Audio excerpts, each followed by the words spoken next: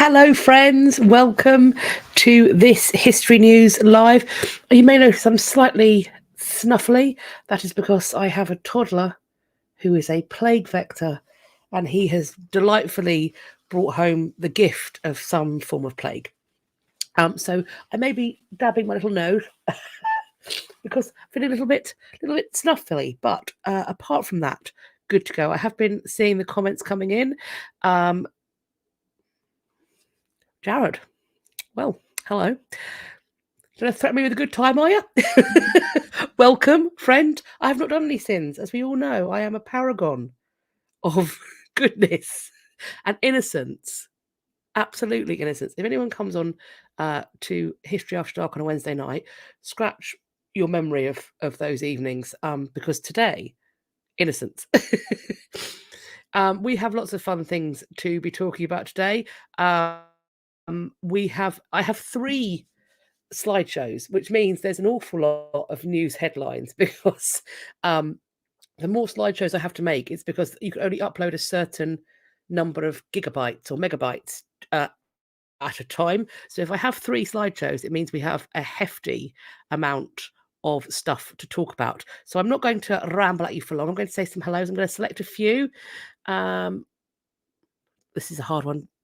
Is that going to be pronounced Binghamton, New York, or Binghampton, New York? Hello, Betty. Hello, Jared from New South Wales in Australia. We have, let's scroll a little. Misha from the city of York. Welcome. Shane showing some Irish pride. Hello, good day. Good evening from Oregon. Good evening, Manda from Chile. Didn't know you were in Chile. Lovely. Hello, one and all. Thank you all for joining. Finally made it live. 9:30 on a Tuesday morning. If you're in New Zealand, my goodness. I'm terrible at time differences. It is just gone 8:30 here in the UK, 8:30 in the evening. It is so wonderful to see all of you here. Thank you ever so much for making the time to come down. If you are watching this on the playback, thank you for taking the time to watch it on the playback. It all helps if you are here on the live or on the playback. Make sure that you like the stream, you're subscribed to the channel, drop some comments in either the live chat and or in the comment section. We will no doubt pick a social glyph at some point for us to have in the comment sections. Of course, I have to say a massive thank you to everybody who reached out sending me news items. Loads of you did this last week. I'm always incredibly grateful when people take the time to find news items that they think are interesting and then share them with me. So, without further ado, let us hop in to the thanks first of all. There we go. So, I need to thank Mary, Amy, Samantha, Sheri, Yvonne, Elverta, Joe, Jessie, Felem, Perpetual Mourner, Pandora Snudpuckle, Crazy Artist Lady, Kate, and Joseph. And before I came on, so earlier today and this afternoon, I did see some other news items coming in to my email and also onto the Twitter. I will be talking about those next week, unless they are, of course, already in this live stream today, in which case I won't repeat myself. So we will be doing the usual. We have some updates. We have some repatriation news. We have quite a lot of repatriation news. We have some new news. We have what I'm currently debating what it should be called, whether it's going to be Willy of the Week, the penis portion, or in this week I've called it something else, and see what you think. We'll get to that towards the end, and then we will finish with events and exhibitions. As always, these are all of the articles that we're talking about today are listed both in my description box and also on the Opera pinboard, which is also listed in the description box. In the description box, you will see that the all of the links are numbered. That coincides with the number on the bottom of the slide that's going to come up. So if it's numbered slide 1 or 2, then 1 or 2 is the article that it coincides with in the description box.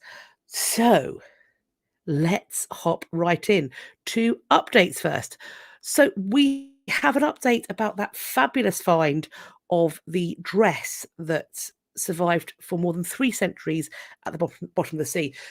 There were a whole host of incredible items, clothing items that were found in this wreck. And this is, of course, one piece. Is perhaps, I don't know if it's the standout piece, but it's got to be up there. We learn in the update that the dress and the other objects are on display at the Museum Cup Skill, which is in Texel. If I pronounced that wrong, I apologise. Which is a Dutch island 60 miles north of Amsterdam. Something they are questioning is who may have owned this dress. The thought process is that this dress, the last person to lay hands on it was probably the last person who wore it. Seeing Intrepid Fraidy Cat, that's Ariel's dress under the sea. I mean, if somebody doesn't take it up and sort of write that narrative as a kind of fan fiction, that would be amazing. So the theories behind who may have owned this, there are apparently 3 plausible theories. All point to the owner of the dress being a member of the upper classes. I think that's fairly obvious considering the condition that it's in. But the other details haven't been proven. Possibly, this item belonged to a theatre company that was fleeing England, presumably to avoid the puritanical sanctions that were happening. A second is that the clothes, as well as the other items, may have belonged to the deceased wife of an ambassador and were being taken back to England from Constantinople. And a third possibility is that the objects belonged to a wealthy Eastern European family who were escaping the 30 Years' War. It's thought that the ship upon which this sank was a merchant vessel that might have also carried people and luggage. There was a lot of naval traffic between England and Holland at the time, including people who were escaping the Puritan Revolution in England. And let me just say, this sort of dress is exactly the sort of things that the Puritans would, I think, have frowned upon. It's not quite the high, from the looks of it, it's not quite the high, lacy kind of cover-up collars that we have come to know and love of the Puritan situation. Manda asks, are there any signs that it was altered at some point? I would assume that they are looking into that to see if it has been recut or altered. I would assume that's going to be somewhere down the line when they can perhaps more accurately almost pick it apart. Maybe that's the wrong word. But to see if there are signs of alterations. I haven't seen any mention of it being altered other than the usual to fit the wearer. From the looks of it, if it is from the time period when it's thought this ship sank, and it looks like it's a kind of similar style, it doesn't seem like there would have been much time for it to be a hand-me-down or a kind of go out of fashion. So pass it on to a younger sister or a maidservant or some such thing. It seems like it's worn by the individual who originally owned it. And Mandy, you point out they should be able to tell from the seams. I'm not sure they've got to that part yet. I think preservation, they may still be under the preservation and early stages of investigation, but I could well be wrong. There's no mention of it being altered, put it that way. So that's what you said that. How is it preserved so well? It's a good question. They say that it's because of the particular situation of the sea in which it was found, that those climate conditions underwater meant that, because this is not the only survivor, there's a bunch of fabric items that have survived, which is incredible because fabric doesn't tend to do well.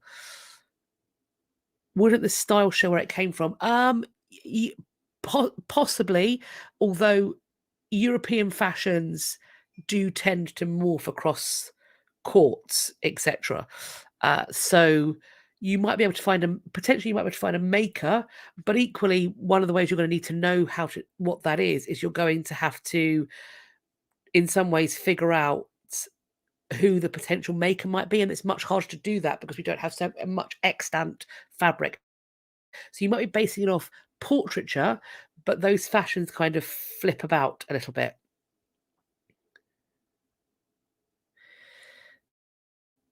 So on to our next update. This is from ages ago. I think this news item I might have looked at before we started doing live. In fact, I'm fairly sure that's when it came along. Becca says, was it wrapped in it was, I believe it came out of a trunk. I'm not sure whether it was wrapped in another piece of fabric. I haven't seen photographs of how it looked, but I think it was in a trunk. I'm not sure if it was open or closed though. But yes, deep water, cold, lack of oxygen to bacteria. Okay, so that seems to be what's at play. It was in some kind of trunk, but I'm not sure if it was completely. It can't have been completely watertight because obviously the dress is waterlogged.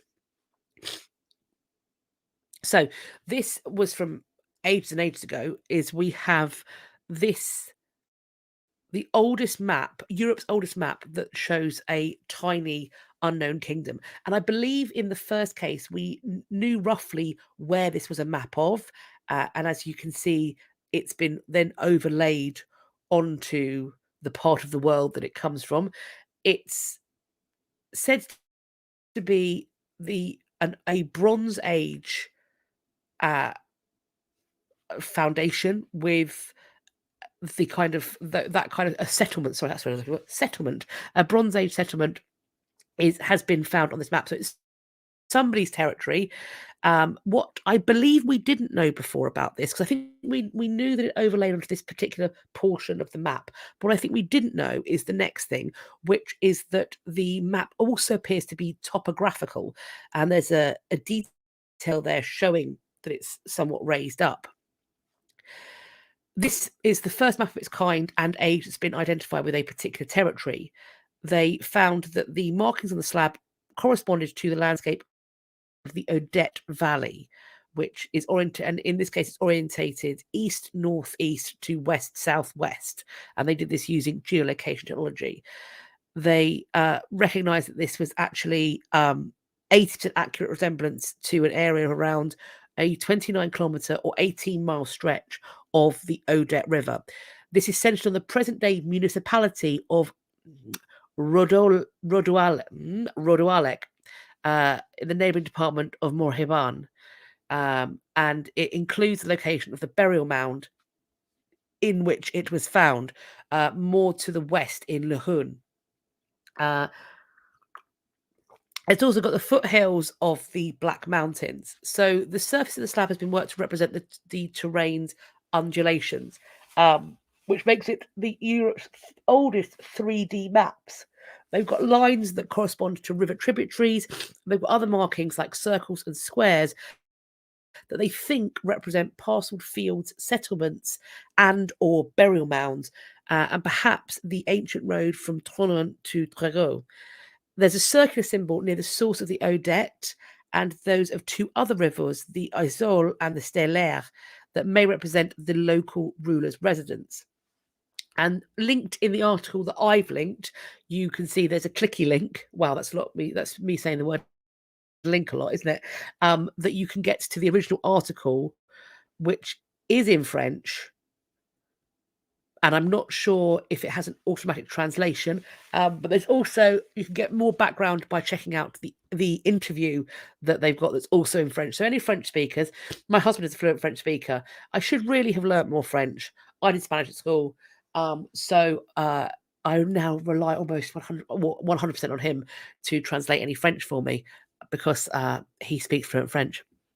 Our next update, this was my favorite, I think probably one of my favorite pictures from last week. This is this cache of 1,000-year-old gold earrings and silver coins that was found in the Netherlands. And people were asking in that video how these earrings worn, do they go through the ears? It looks like they might. They're quite thick though, etc., etc. Well, in a new article that's just come out, we have an update on this. And it looks like this is how they think they may have been worn, that they may have essentially hooked into a headband, as you can see here, and thus been worn almost over the ear. They also point out that in one of the pairs of earrings, you can see there's a portrait of Jesus Christ with sunbeams emitting from his head. So that's a really beautiful bit of detailing. At the moment, the person who found this cache will be able to keep this treasure, the metal detector is, but at the moment it's being loaned to a museum where it's going to be on display until mid-June. And beginning of mid-October, it will become part of the museum's temporary The Year 1000 exhibition. That's the name of it. Isn't it just beautiful? Like the kind of, imagine just encountering somebody who has a no doubt beautifully worked, probably, I'm assuming, tablet woven headband, and hanging from their ears are pieces like this. Isn't it absolutely fabulous?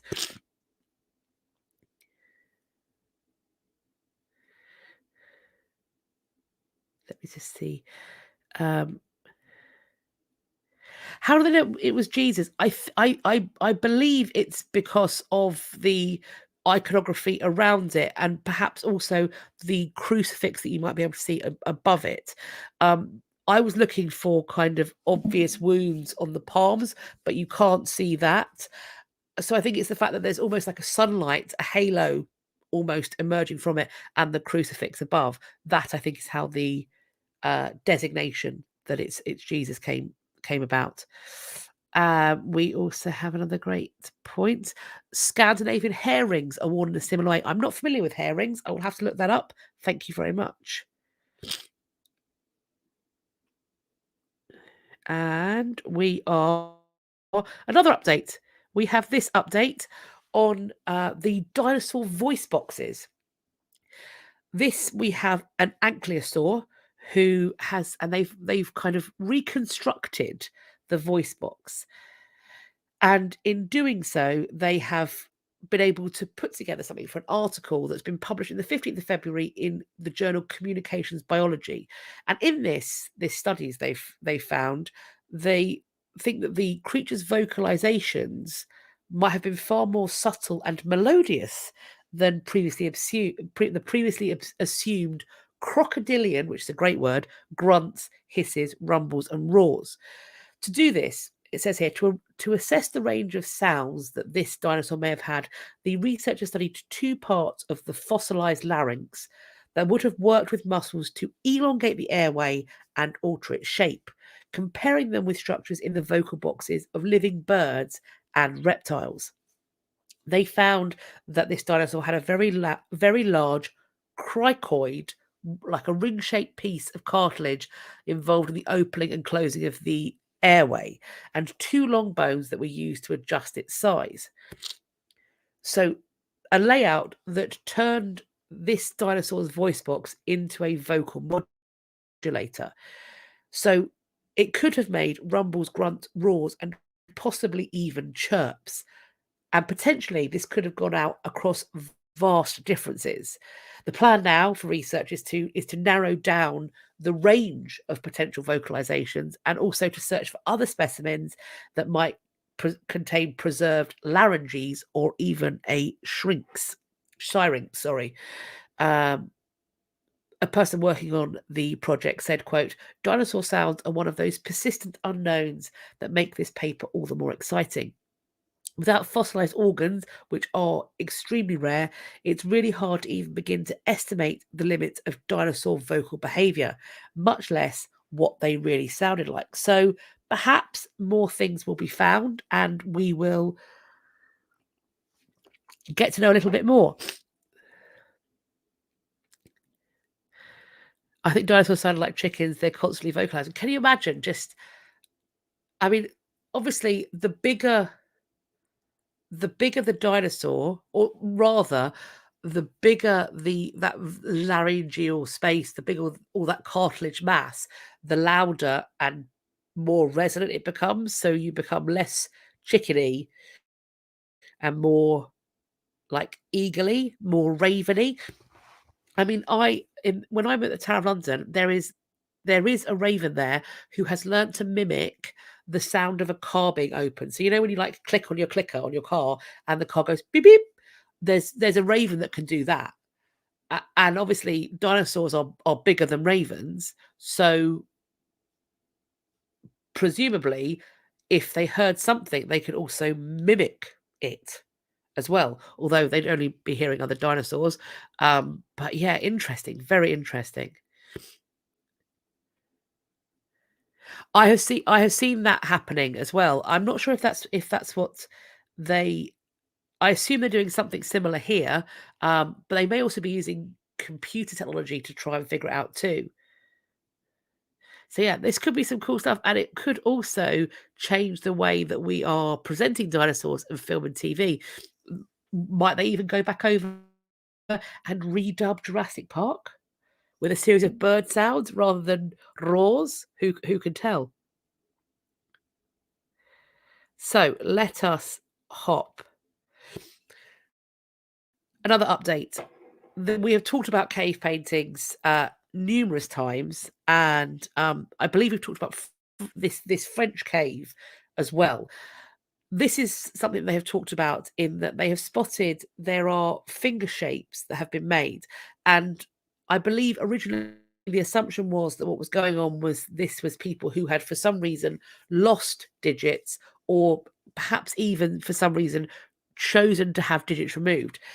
Now, rather than it being ritual mutilation or frostbite, and I'm aware I've said the word ritual, so I should have put my disclaimer in earlier. At no point is anything that I say during this live stream to be used as a drinking game. You may well hear the phrase ritual purposes. Almost certainly, you're going to hear it quite a lot today. You may also hear repatriation quite a bit, or looting. This is not a drinking game, friends. I value your renal system too much to ever encourage that. So, this potentially, they don't now think that it was ritual mutilation or frostbite. Instead, it could be some kind of almost a sign language, but placed upon the wall. And they have put together the collection here of sounds or signs that they have found on the walls. And you can see that there is some sort of choice that's being made about these hand signals. Karen Lee Overman, who is a cognitive archaeologist at the University of Colorado, has applauded this new research. Quote, I think it's great that somebody's looking at these finger patterns and analysing them, not with the idea that they're mutilated, but with the idea they could be communicative signs. Overman has suggested that some stenciled hand shapes from the same cave may signify numbers. She used a different system to rank the difficulty of each finger arrangement, and one of the arrangements she considers difficult, pinky finger down, all others up, appears twice in Gargas. Still, she agrees that almost all of the hand positions in the cave are easy to make, and that the pattern supports the idea that they are hand signs. In fact, she views the more difficult pinky folded position as the exception that proves the rules. If her hypothesis about a Stone Age finger counting system is correct, this position, as we do now, would be the natural part of the sequence, forming the number 4. I mean, that's how lots of people do 4. Some do it like that, of course, but people do count 4 like that, don't they? However, as with all things, not everybody finds this hypothesis convincing. Brea Macaulay, who is an archaeologist and doctoral student in Canada, has pointed out that many cultures do practice finger amputation for non-medical reasons. There is also a handprint preserved in mud in Gargas Cave that appears to have shortened fingers, which she argues shouldn't be possible if the fingers were merely folded. Although I would say that you could probably do that, or you could even put it and then fill it in, maybe. So if hand configurations were mainly based on how easy they are to make in the air, I would think that we would see patterns where the easiest finger to fold, the thumb, would be involved. Of course, as they point out, no one alive today knows what these images mean. What experts agree is that they held meaning to someone. It takes deliberate effort to create a stencil, or for that matter, to mutilate a hand to make a stencil, far more than a simple handprint.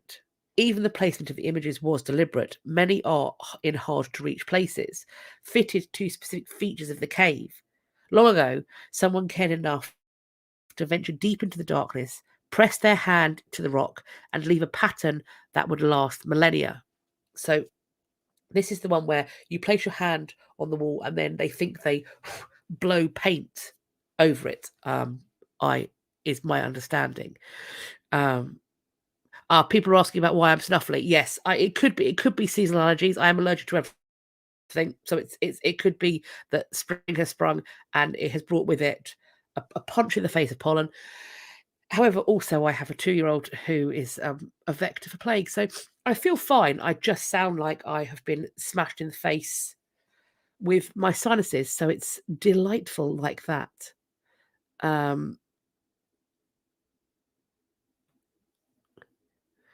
If they're bent for numerals, they're similar to American Sign Language. Very interesting. Very interesting.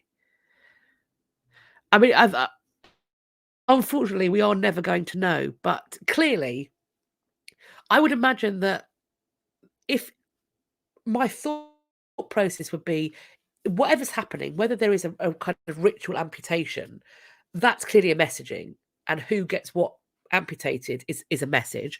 But equally, if it's a choice of putting fingers down and then creating the art, that's also a choice and messaging.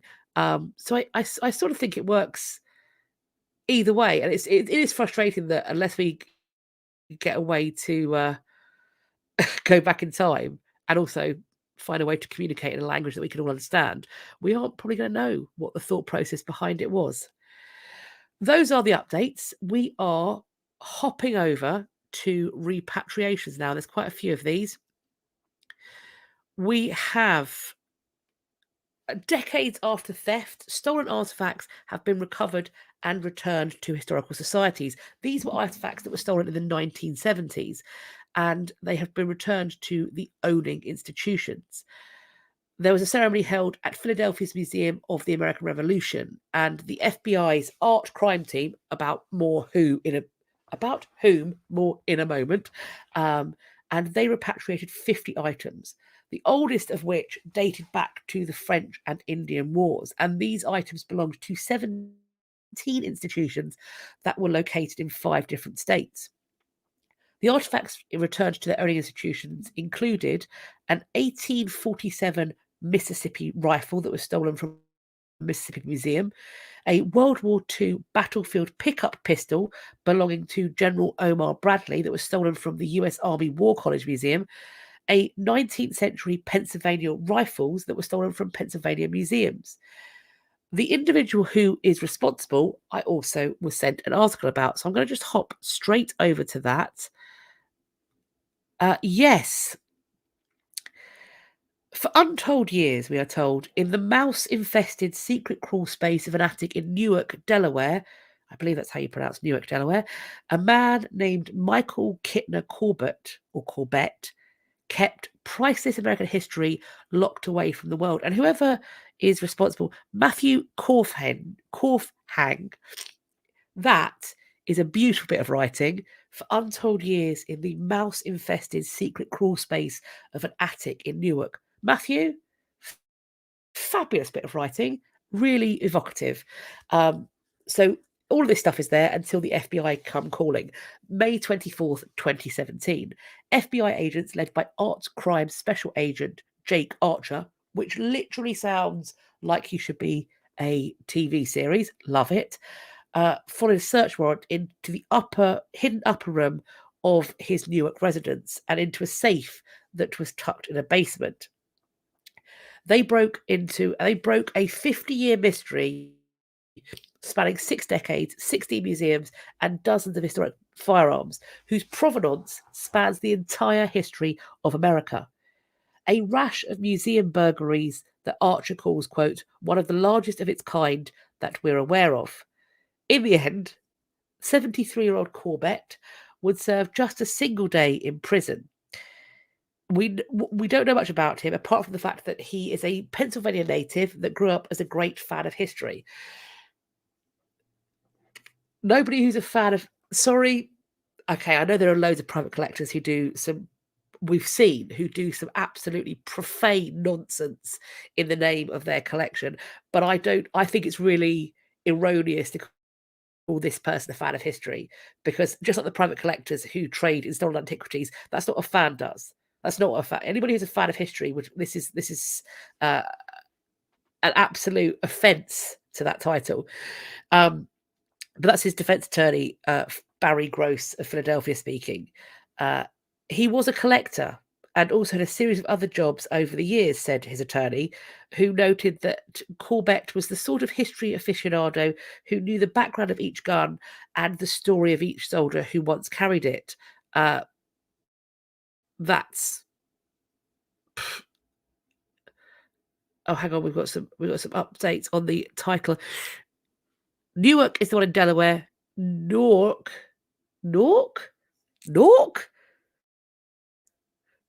In England, Norks are something else. Just gotta put that out there. So Newark in Delaware. I mean, look, we have Worcestershire here, so I mean, I cannot possibly comment. Fun times. So yes, he's the defense is apparently that he was a collector. Apparently, Corbett never intended to sell the guns, only to have them. Doesn't make it okay. A great number of the historic weapons that they found at his property were obtained legally from flea markets and estate sales. Good to know that this bloke's got a cache of firearms. Spectacular. But some were not. Quite a few, clearly, because at the state of this table, the repatriations table, yeah, some were not. How many other? If this is a percentage, the guy's got, frankly, too many guns.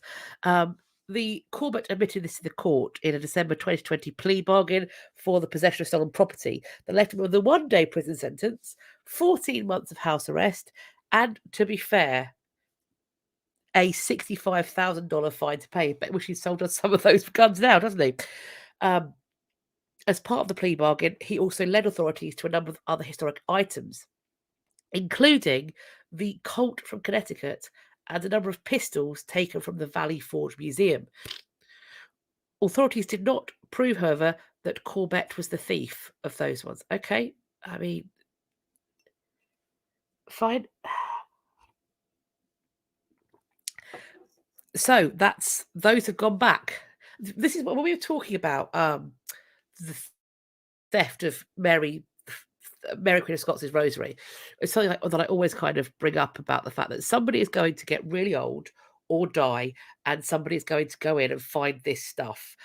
I hope, because actually, as flagrant a misdeed as this clearly is, at least these important artifacts are intact. And so the best case scenario that we can hope for things like Mary Queen of Scots' rosary is that they were stolen to order by somebody somewhere with sticky fingers who thought that they should have the shiny, not somebody else. And thus we end up in this situation. But it's better than somebody not knowing what they've stolen and having it melted down. Next update. We're back at the Met. Oh, cabron. This investigations linked more than 77 Indian antiquities in the Met's collection, so we're still there, to the prolific trafficker Sabash Kapoor. That name, friends, has come up numerous times in our discussions, and despite the fact that he has been taken out of circulation, clearly the effects that he has had on international art is still continuing. So this is 77 antiquities from South Asia in the collection of the Metropolitan Museum of Art, linked to convicted art trafficker Sabash Kapoor. Investigators have reviewed the museum's antiquities catalogue and found that the provenance of items in question is listed as acquired from or donated by Kapoor or his associates. That should have been flagged at a certain point. When the when the authorities have come to your museum knocking as many times as they've come to the Met, if it's in the catalogue that it's been given to you or acquired from a convicted trafficker, offer it. They shouldn't have to come knocking again. They should. This you volunteer this information. Just saying. Following the filing of a criminal complaint, the Met began reviewing its catalogue of Indian antiquities in collaboration with officials of the Indian government. In 2022, the Manhattan DA seized a 6th century Indian statue of the Hindu Matrika deity. We've talked about that on this channel. It was valued at £300,000. In a statement to the Indian Express, a museum spokesperson said, quote, "The Met is committed to the responsible collecting of art and goes to great lengths to ensure that all works entering the collection meet the laws and strict policies in place at the time of acquisition. Additionally, as laws and guidelines on collecting have changed over time, so have the museum's policies and procedures. The Met also continually researches the history of works in the collection, often in collaboration with colleagues in countries around the world, and has a long track record of acting on new information as appropriate. It has a long track record of being caught out, and to its credit, doing the right thing. And I think to play devil's advocate and to play fair on this one, it is worth pointing out that when you're talking about something the size of the Met, it is possible that unless you go looking in your digital archives or in your collection as a whole, that you may not know exactly what you've got. We are talking some unspeakably large basements and storage facilities and all of the rest of it. This is how things get lost. You know, we've had loads of news articles, haven't we, where somebody's come out and gone, "Oh, we just found this thing in a box that was mislabeled and it's really important and it's been lost for a good like 50, 60, 100 years," because the collections are enormous. And that's the other thing where I flip it. And when people say, "Well, if we give stuff back, if the British Museum gives everything back, it'll be empty." No, it won't. No, it won't. Because they have basements and archives that are full of stuff that could easily be an exhibition, or 12, or 30.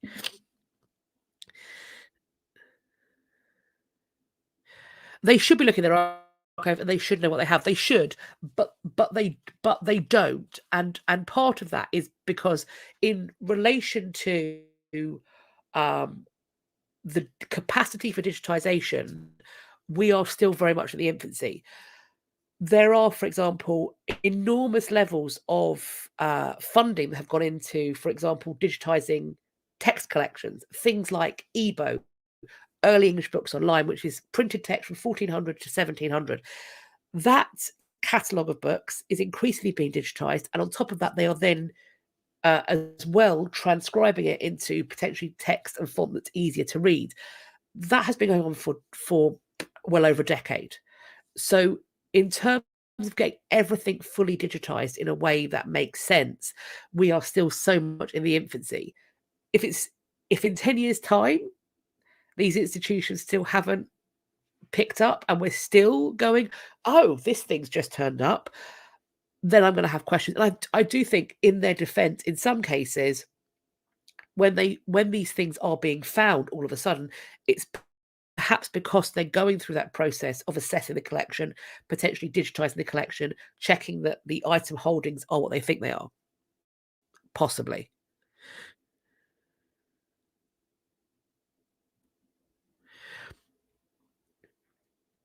On to our next. We have understandable anger in Yemen after a 2,000-year-old mummy was found in the trash, or more specifically, on a rubbish pile. There is, frankly, quite a disturbing picture of this that's on the website and on the news site, which obviously, as I'm sure I've talked about it enough, but I'll always refer to it. I don't show human remains on this channel. I won't show human remains on this channel. Even somebody who has donated their body to an institution, I won't show it because they didn't donate their body to me to use on my channel. So that's just my boundary. But it is available on the news source, which is linked in the description box if you want to go and see it. But full disclosure, it's a fairly close-up picture of an unwrapped set of mummified remains. So it was found in Yemen, what's thought to be a 2,000-year-old mummified body in the garbage. Understandably, this discovery has sparked fury among Yemenis, in particular, the archaeologists who have fought long to protect and conserve historic artifacts during the long-running war in the country. The Sana-based General Organization of Antiquities and Museums announced on Wednesday it had acquired a mummy that had been abandoned in the trash.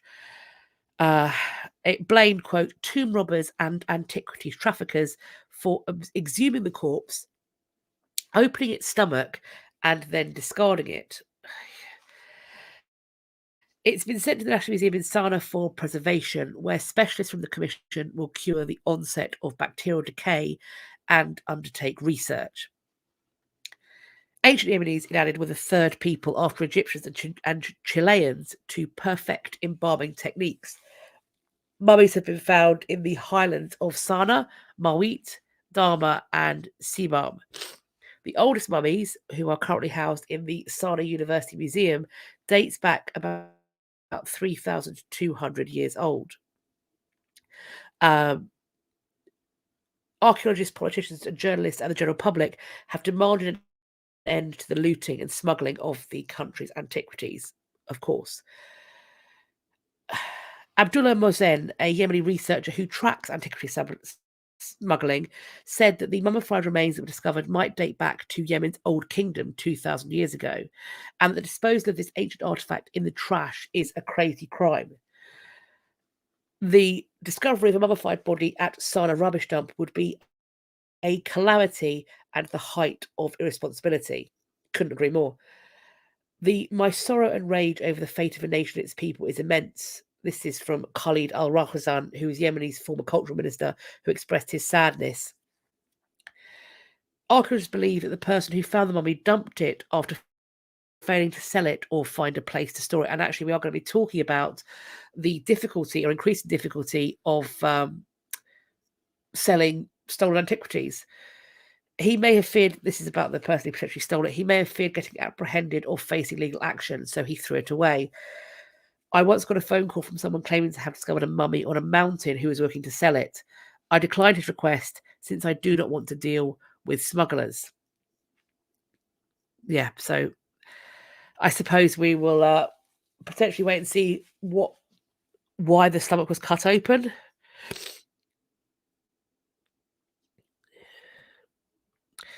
Our next update. US authorities seized smuggled artifacts that were stolen from Ukraine and returned them to where they belong. This is 6 months after US authorities in New York seized 3 metal swords and a stone axe that had been stolen from Ukraine, and the cultural artifacts were being returned to the people they belonged to. And in this repatriation, I think it's quite interesting because obviously, as I'm sure we are all aware, Ukraine is currently undergoing violence and aggression from Russia. Now, a lot of people will say, when it comes to repatriation of goods, well, the place is unstable, that location, that area is unstable, these works might not be safe. So in this case, the Ukraine embassy in Washington, D.C. accepted the artifacts on Friday. This is how you can do repatriation. You recognize the fact that the nation from which they were looted has proprietary claim to them, and if it can't go back for whatever reason to the country of origin, there is an embassy to which it can be placed in the protection. Ukrainian officials thanked US Customs and Border Protection officials for, quote, helping Ukraine repatriate our cultural property and part of our history. These items were seized in early September by Customs and Border Protection officials working at JFK's International Airport International Mail Facility. The Customs and Border Protection did not disclose how many items may have been stolen and when, but it does come just weeks after the 1-year anniversary of Russia's invasion of Ukraine.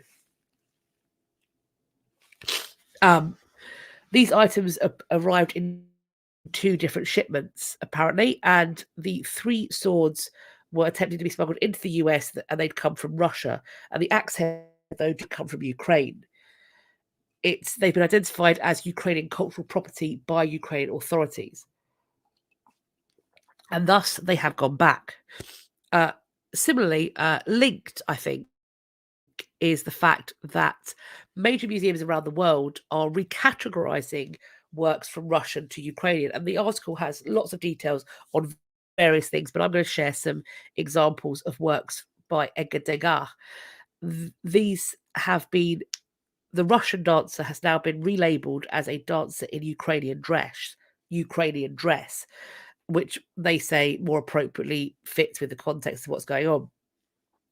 In reference to the relabeling process, the Met told CNN in a statement that the institution, quote, continually researches and examines objects in its collection in order to determine the most appropriate and accurate way to catalogue and present them. The cataloguing of these works has been updated following research conducted in collaboration with scholars in the field. That also, something similar has occurred in London, because after pressure from several Ukrainian academics, the National Gallery here in London changed the title of one of its own Edgar Degas works, which was called Russian Dancers. It's now called Ukrainian Dancers. The institution told The Guardian in April last year that it was, quote, an appropriate moment to update the painting's title to better reflect the subject of the painting. So worth checking out that article to see what else has been going on. And here we're back with the, I mentioned earlier, the FBI has an art crime team, and these days it's busy. Boy, isn't that the truth. We learn in this article, and check out the article because it's an interview with people who are worked as part of the art crime unit and also are continuing to. So two of the team's investigators, we have Special Agent Elizabeth Rivas, who headed up the art crime unit in LA, and, pardon me, Special Agent Alan Grove, who succeeded her. They have been answering questions to the New York Times. And there's a full interview that I think is really interesting and worth reading. So in the final part, they say the final part that's shared in this article is a response to this question. Any parting advice for collectors or warnings for those in the art space who might be inclined to commit a crime? Rivas says, quote, it's very hard sometimes for victims to believe they've been defrauded. A lot of fraudsters ingratiate themselves and are very kind and thoughtful and appear to be very sincere people. And I think that many of the victims cannot believe they were defrauded or that the person would ever done it to them. There's just a large element of trust. For collectors, review the provenance. If the price is too low and it's too good to be true, it's likely not authentic. Do your homework. I think everyone in the art world is looking for that one piece they found at a storage locker or at a flea market, and it's a real Picasso. The chances of those finds are so slim. So many people are looking and believe they've bought something that's real, and sadly, it's not.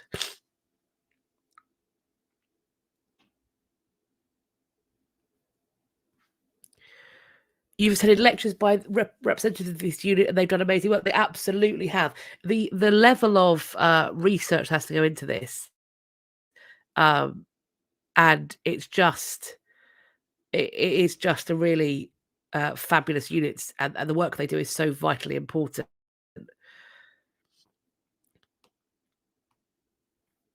Hopping on to the next thing, repatriations. We have the story about items that are going back to Wounded Knee, but in doing so, there are still decisions to be made about their ultimate resting place or fate. The Oglala Sioux tribe recently secured the return of cultural objects kept for over a century in a tiny Massachusetts museum. Now they are seeking consensus on their final resting place. We learned that last on December, on the 29th, these items were brought to Wounded Knee. There were then prayers in Lakota. Mourners made a procession around the boxes, which were placed atop the mass graves where some of their relatives were buried. On snow beside the boxes, the descendants poured wasna, a traditional ground meat dish, and poured choke cherry juice. We hope that the spirits are on their way now, said Richard Broken Nose, an Oglala Lakota spiritual leader.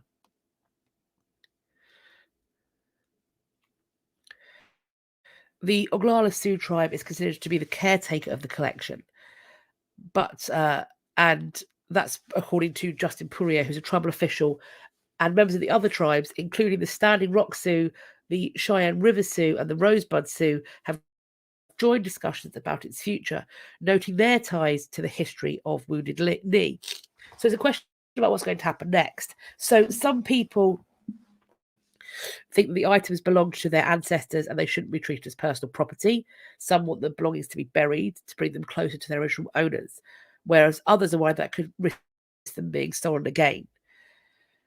Marlis, afraid of Hawk 65, whose grandfather survived the massacre, supports the burning of all the objects to hold fast to tradition. Quote, when your relative died, you burn their belongings. Ivan Looking Horse, 62, said that because the collection was diverse, he saw the potential for varying approaches. Quote, some things are for burning, some are for burying, and some things are for educating. Quote, he said others can be used for praying with generations to come. For now, the collection will stay at the Oglala Lakota College. A caretaker plans to pray there daily until the descendants reach consensus on their final resting place. And this one reason why this is a fascinating question is because in terms of another reason why things don't get sent back, or for arguing things shouldn't get sent back, is, well, what if we can't trust these people to take care of their stuff? We should look after it for them. And here we have people discussing whether they're going to burn these artifacts, and guess what? It's up to them. Whenever I hear that discussion where it's like, well, what if it goes back and it gets destroyed? What if the people there destroy it? Fine. If destruction is what needs to happen culturally, then frankly, I may have personal feelings about it, but those are I have personal feelings about a number of things. I have opinions about what lots of people do with their homes or their car or their stuff, whatever. I have feelings about everything, but it doesn't mean that I get to go around their garage, take their Peugeot 107 out, and claim it as mine because I don't like the bumper stickers they put on it. Because that is not my job. That's not my place. I'm aware that it's more complicated than that, but I think that when it's has the spiritual significance of this, this absolutely cannot be used as a reason for ceasing repatriation, and that is my concern: is that somebody might pipe up with that, and that is that's not going to fly with me. Is all I'm going to say. Microfilm containing the historical records of the, and I found it. I couldn't find a proper pronunciation of this. So the Tishmishan First Nations has been found at a farm in northwest British Columbia. This is 4 reels of microfilm that contain an extensive historical record, and it's been creating a buzz in the northwest BC Indigenous communities and the world of academia, quite understandably. It turned up last week at Tea Creek Farm in the village of Kitwanga, which is about 1,230 kilometers northwest of Vancouver. That's going to be cold, right? That's going to be is that going to be a really cold place a lot of the time? My geography is shocking, but I think it's cold. The information on the reels is a rare collection of the works of Tishmishian hereditary chief and historian William Banyan, who was active from 1912 through the 1950s. His work is considered unparalleled in scope and detail. Much of it is held by the American Physiological Society in Philadelphia and the Canadian Museum of History in Gatineau, Quebec. Each of the 4 boxes found at Tea Creek is labelled with Banyan's name as well as volume numbers. We are told that it's phenomenal. We've received many, many messages from people wanting to have a look at them. Indigenous people from here, because he, Banyan, documented the Shmuglax-speaking people, not just the Tishmesian, but also the Niskas and the Gitsan. And we have... there we go. Look at it. It's perfectly labelled. We are told that the goal is to make it available to Indigenous people. The people who found it said they've been very careful with the reels. They opened one box to see what was inside, pulled a bit of the reel out, but left everything else closed. And they have put them in a safe, dry place. The person who found it, Jacob Beaton, said that he reached out to the Royal British Columbia Museum in Victoria to see if he can gather more information about the reels and determine if they've already been digitised. If there isn't a digital version, he wants to know if it's possible to, quote, somehow participate in seeing them digitised and a little more available as appropriate. I'm really hoping that the microfilms are able to contribute to the cultural revitalisation that's underway here and elsewhere. Just the fact that they're so hard to find and that they're so precious. There's so much information that Baden captured. I guess that's the next step for us, making it more available to Indigenous people here who want to relearn our culture. Isn't that fabulous? So I'm assuming that at some point there's going to be an update on what might be on this microfilm, and if and when that does appear, I will of course share with you. We have the return of priceless stolen artifacts to Cambodia. These were items that were illegally smuggled out of Cambodia that were welcomed home on Friday. Many, if not all of these items were displayed at government offices on Friday, have been looted from Cambodia during periods of war and instability. A statement from the Ministry of Culture and Fine Arts described these artefacts and their return as embodying, quote, the priceless cultural heritage and the souls of generations of Khmer ancestors. The statement credited the items returned to, quote, tremendous cooperation and support from public and private institutions. Included in this are important Hindu and Buddhist statues, as well as ancient jewellery from the once mighty empire of Angkor. We have already talked about a fabulous collection of jewellery being returned to Cambodia in February. This came from the antiques collector Douglas Latchford. We showed, I believe, a number of the pieces that went back. We have a quote from the US Embassy. Quote, the United States joins Cambodians in celebrating the return of looted artifacts back to their rightful home in the kingdom. For 20 years, the United States has worked to protect, preserve, and honour Cambodia's rich cultural heritage with local partners, American academic institutions, and non-profit organisations. Through a long-standing US-Cambodia cultural property agreement, the United States has finally facilitated the return of over 100 priceless antiquities. What do I think about taking photos and info about Indigenous artifacts before sending back to their people? Do you feel that's disrespectful to their culture? Honestly, I don't know. I am aware of articles of photographs of Indigenous people, particularly where those people may have died, that requires a content warning. So, as with so many things, that is a discussion I would always defer to the voices of people who come from those communities. Is taking photographs of these artifacts disrespectful? Is making copies of those artifacts disrespectful? And if so, then I'm always going to be of the opinion to honour and not do it. If it's disrespectful, don't do it. If, however, we can make copies, if we can take photographs, if we can share that with the community, particularly if that community is looking to burn them in a appropriate ritualistic fashion for the needs of their ancestors, if that's going to happen, if there's a possibility of photographing or making copies that isn't disrespectful, let's do it. But as with so many things, nothing about us without us. So if we're going to have those conversations and make those choices for these items, then ask the people who they belong to, would be my opinion.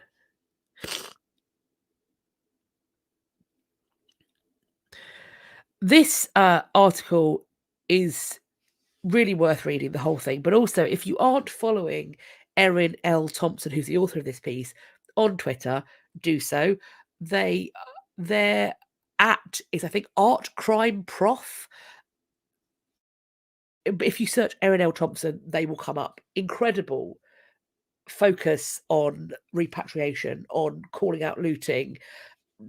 Definitely worth checking out their Twitter. If what we talk about here every week interests you, this is somebody who is on the ground doing the graft, poking in the holes and going, why is that thing here when it should be over there? This is the person to follow and check out. In the article, they write, quote, it can be hard to feel sympathy for countries asking for the return of antiquities looted from an archaeological site.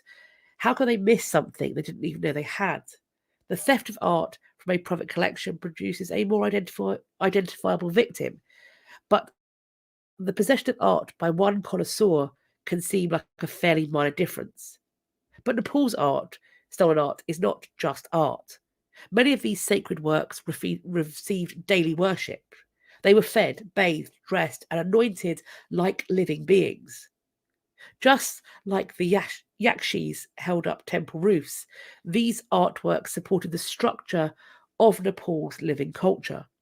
To put them in a glass display case is not just to steal them, but to kill them. It's an incredible way of laying it out. I think it's so appropriate.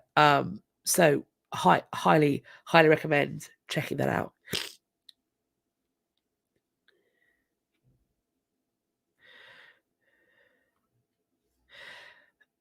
Thank you. I'm glad you think it was well stated. I think that the repatriation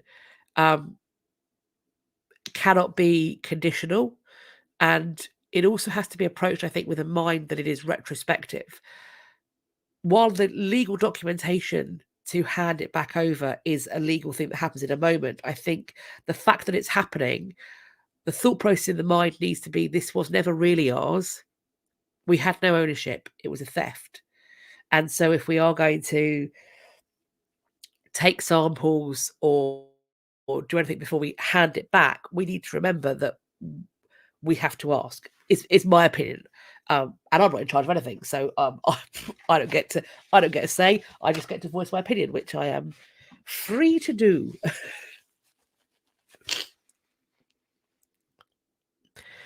This is the last of the repatriations one. And this is oh, my heart bleeds. My heart. I've just, that image of the tiny microscopic creature playing an even smaller violin. That's how I feel about this. Although that being said, with the thinking about the 2,000-year-old mummy that was found in a trash bin, I have concerns about what's going to happen here. But we are apparently seeing dealers struggling to sell looted artifacts from Africa these days. Too bad. So sad. This is a great article as well. It's much longer, obviously. This is one section that I pulled out. Adenki Cosgrove, who is a Nigerian expert, said, quote, I see fear creeping over the wider market of tribal art. She goes on, we're building these museums and just hoping the objects turn up. African collectors still represent only a tiny proportion of the collector base of classic African art. I go to major exhibitions and I'm often the only Black person there. The question then becomes, could this be an opportunity for African collectors to step in? Across the continent, there is much talk of how governments and wealthy individuals are building new museums, but many believe there's still a long way to go. So many people still love the material. Tooten, the former Christie's employee, said, if there is an obvious history that taints objects, people love to own this stuff. Now, maybe I'm being overly critical. People love to own this stuff. Can you imagine the uproar if somebody wandered in to or was doing some kind of documentary about, I don't know, the regalia of the crown jewels or something? They were like, oh, isn't just this shiny? Look at all this stuff. Look, it feels dismissive to me. Maybe I'm being pernickety, but I don't like the way that's worded. Anywho, let's hop into the new news. My goodness, we're already at an hour. I better motor through this, friends, because I am very snotty. And I need to go and blow my nose and steam my face. New news. The real function of Saudi Arabia's Neolithic monuments has been exposed in new research, and wouldn't you know, ritual purposes does hop up in there. Since the 1970s, the monumental stone structures known as mustatils, previously known as gates, have been documented across Saudi Arabia. But in 2017, that's the time when the first intensive and systematic study of the monuments was undertaken. And they think that they have determined that these structures fulfilled a ritual purpose. Once again, this is not a drinking game, friends. Do not. With specially selected elements of both wild and domestic species deposited around a betel or a house of gold. Taking all this new data into consideration, they suggested that ritualistic belief and economic factors were more closely intertwined for Neolithic people in northwest Arabia than previously thought. And this entanglement was shared over a broad geographic area. Yvonne, not the end of the world if you want to blow your nose on camera. I mean, I might have to. I don't want to, but it may become inescapable at some point. But thank you for your kind support, and I will blow it away. I don't think that's the ASMR anybody needs. Just me snotting into a tissue. The incorporation of the ritual deposition of animal horns and upper cranial elements within the mustatil suggests a profound intersection of belief and economic life. The incorporation of these two facets suggests a deeply rooted ideological entanglement, or one which was shared over a vast geographic distance. These findings appear in the online journal PLOS1, PLOS 1, it might be pronounced as.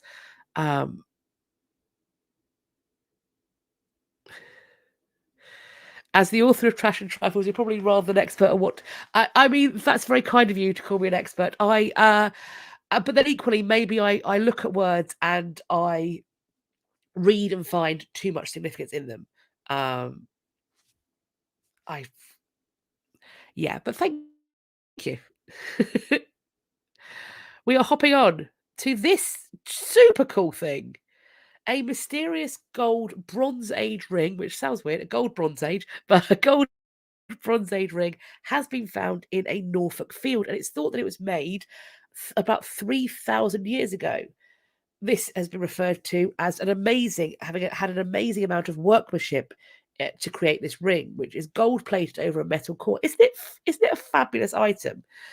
It's referred to as a penannular ring, which is not a word I'd heard before I read this. I'm going to rub my nose. You've all told me I can, so I will. Okay, that's better. Hopefully, I'm not going to be all red underneath. Oh well. It's thought these were created to decorate an ear or a nose, but it's not clear how they were attached. We know that having a lot of gold is important to Bronze Age people, and that they made the most of the tiniest bits from sources such as natural gold nuggets. A penannular ring is a ring with a small part of its circumference missing. Marianne, they look like jump rings. I thought so too, but perhaps somewhat a little bit thicker, and maybe smaller. So very beautiful. Dr. Geek, this is the lady who is part of the Portable Antiquity scheme, said the Bronze Age produced the first people to work in metal. Quote, we've got strong indication that the people who could do this were seen as almost wizards. They could take something solid and use fire to change its nature. Isn't that cool? That they were seen as wizards. Isn't that fabulous? I mean, I've got to say, I've got friends who are jewelers, and that seeing them as wizards is such a cool idea.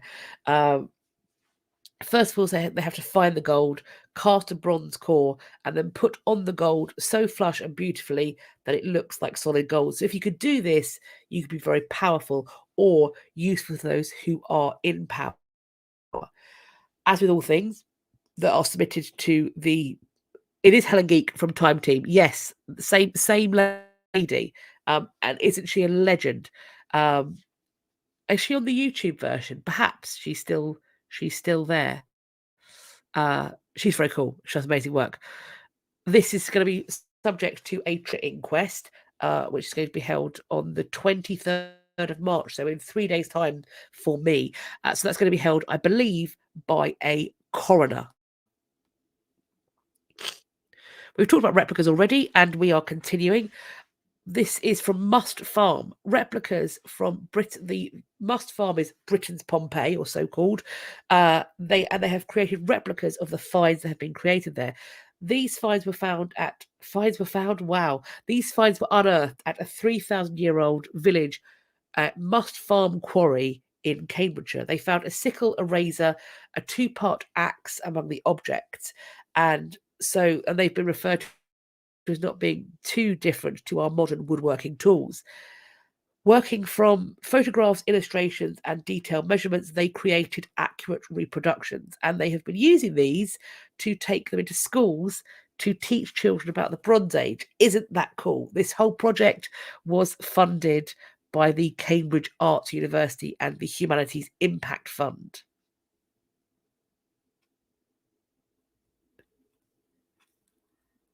Her husband is basically the keeper of the Sutton Hoo helmet. That's very cool. They must be so fun to have at dinner parties. That's so cool. I believe it's because of the burn record they found that the destruction is what they call Pompeii, and also I presume the finds that have been found on site and how much stuff they can learn from it. I need to look into more about why it's got the name Britain's Pompeii, because obviously it wasn't a volcanic eruption, to my knowledge. But yes, I think it's because of the damage caused by it. Moving on. Archaeologists uncover an ancient ring ditch. This has been found in the Dove Valley Park in Derbyshire in England. Our evidence of archaeological features were first identified from crop marks and aerial photographs, suggesting the presence of several ring ditches and linear ditches. Excavations have then confirmed the existence of the features through a process of trial trenches, where archaeologists conducted a strip, map, and sample excavation to fully investigate the remains. Excavations suggest that this ring ditch is prehistoric in origin, with a similar feature excavation in the vicinity during the 1990s that dates to the Bronze Age. The archaeologists responsible said, quote, "These discoveries add to our understanding of the area's rich history and provides fascinating insight into the way our ancestors lived and worked." They're saying that they have interpreted the site as a stock enclosure, an ancient pound for the accommodation of livestock. They think they found a possible entrance to the enclosure, with evidence of recutting of the ring ditch to suggest maintenance of the site and possible longevity of use. The long linear ditch is believed to be a post-medieval boundary for the demarcation of land running west-east to the north of the ring ditch. See this? I suppose it is, isn't it? They must be so fun at dinner parties. But equally, as with all Britishisms, it depends on the tone. Because I mean it sincerely, that they must be a really fun couple to have at dinner parties. But equally, you could be like, "Oh, well, I bet you're fun at a dinner party," it doesn't mean that, obviously. It's one of those. I think that's a true British expression. If you can say the exact same words with slightly different intonation, it goes from being the highest compliment to being literally the worst insult anybody can give you. That's how we live our truth. Bronze swords found from a Mycenaean civilization have been found in a Greek tomb. This was during the excavations of a 12th to 11th century BC tomb discovered in the Peloponnese. This tomb was found in a Mycenaean necropolis located in the ancient settlement of Ripes, where numerous chambered tombs were carved into the sandy subsoil during the first palace period of the Mycenaean era. Just noticed that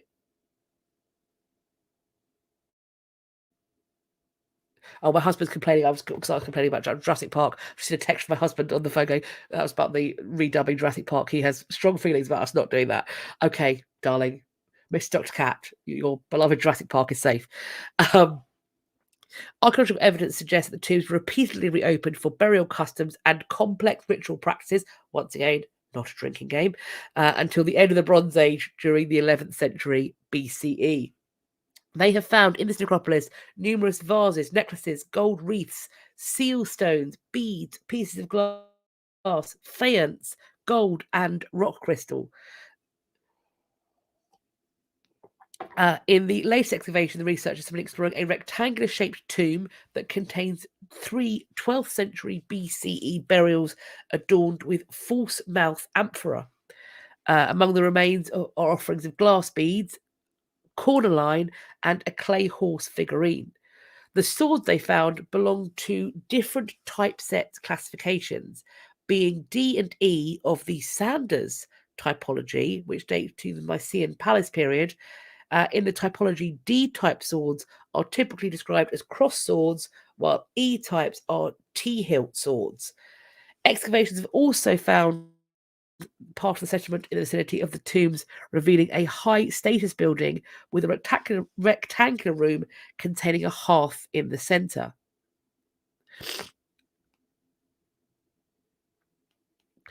Oh, Margot, you're not here at the last minute, babe. We've got I'm still only in the new news. We've got ways to go yet. Oi. We've got a Roman find here. They have found a Roman aristocrat unearthed in an extraordinary cemetery near Leeds. Oh dear, that's gone down the wrong hole. Pardon me, that went down the wrong hole. They have found the skeletal remains of a Roman aristocrat in a truly extraordinary hidden cemetery that dates back 1600 years. It belongs to a high-status woman who was found in this lead coffin they found here, and this is found near Leeds. It's thought this could unlock the secrets of a period that spans between the fall of the Roman Empire in AD 400 to the beginning of what's known as the Anglo-Saxon era. Liz, we have not got to any of the week, don't you worry. The principal archaeologist with West Yorkshire Joint Services said, quote, "This has the potential to be a find of massive significance for what we understand about the development of ancient Britain and Yorkshire." Unusually for an ancient cemetery, the remains found at Garforth belonged to people from the late Roman and early Saxon eras. The skeleton of the late Roman aristocratic woman was found alongside the remains of 60 men, women, and children from the two periods. Archaeologists trace the burial traditions of both cultures in the cemetery, the precise location of which is being kept secret for obvious reasons. The on-site supervisor for the excavations, Kylie Buxton, said, quote, "There is always a chance of finding burials, but to have discovered a cemetery of such significance at such a time of transition was quite unbelievable. For me, it was a particular honour to excavate the high-status lead coffin burial, but it was a great team effort by everyone involved. There is some early analysis going on that indicates that some of those in the cemetery held early Christian beliefs, and the Saxons were accompanied by personal possessions such as knives and property. The council hopes that the lead coffin is going to be displayed in an upcoming exhibition at Leeds City Museum, exploring death and burial customs from across the world." They say coffin. I don't know. I'm assuming that means that the human remains won't be in it. Based upon my personal preference, I hope that's the case.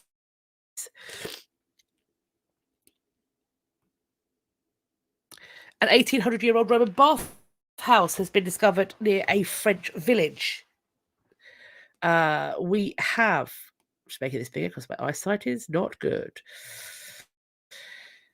The ruins of a 2nd century Roman bathhouse were discovered after plans to build a single family home. Oh, you'd be livid. Required an archaeological assessment of the planned location, which is in southern France. According to the French National Institute for Preventive Archaeological Research, the ruins were originally thought to have been a shrine or religious building, but once excavation began, the archaeologists realised they have found an elaborate bath complex that was fed from a nearby waterfall. It's the 1800-year-old bathhouse had a large basin that was likely used as a swimming pool, a garden, and 3 rooms that were connected to a heating system. Experts believe that these might have been like modern steam rooms or saunas. There's another building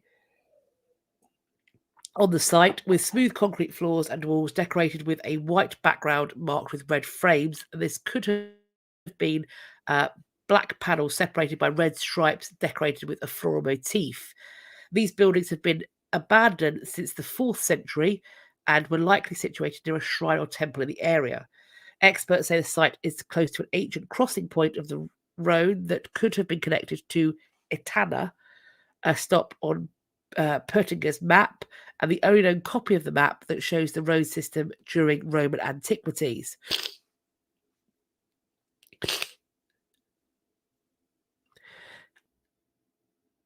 More Roman stuff coming up. This one is in Olney, which is Buckinghamshire, England. They have found a Roman mosaic. Look at that. Goodness me. That's in good condition. These excavations were done in preparations for the construction of an Aldi supermarket. They found the remains of a Roman villa with a complex and also a bathhouse. So another bathhouse has been found. This mosaic is partially preserved and has intricate decorative patterns made from pieces of red, white, and blue tesserae. Oxford Archaeology were commissioned for the study by the developers, Angle Property, due to the close proximity of a Romano-British settlement on the outskirts of the town.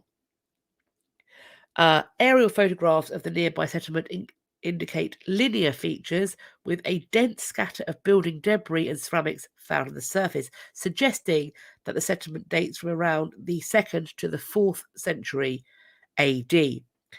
Although a number of Roman artifacts have been discovered within the boundary of present-day Olney, the evidence suggests that the area of the town centre wasn't occupied until the Anglo-Saxon or early medieval period. Excavations of this villa have shown that much of the complex extends under an adjacent modern road, so they can't fully investigate it until that road needs digging up, presumably. This mosaic they have now is currently being recorded and preserved in situ by reburying the remains to protect it from the planned construction works. Next up, we have a cash prize offer for any one of us who is able to use AI to decipher scrolls that are buried under ash from the volcano that entombed Pompeii. What we have here is a Herculaneum scroll that's held in the Institut de France. AI is amazing because to me that looks charred beyond recognition.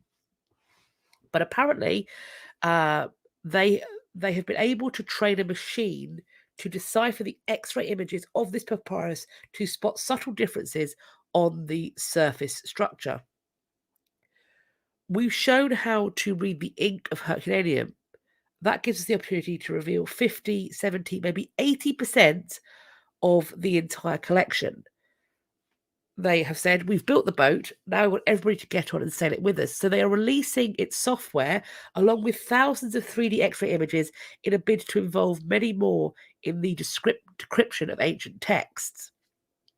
Up for grabs is a $250,000 American dollar or 376 Australian dollars worth of prizes for global research groups who can improve the AI to read what is the only remaining text from the ancient library to survive to today.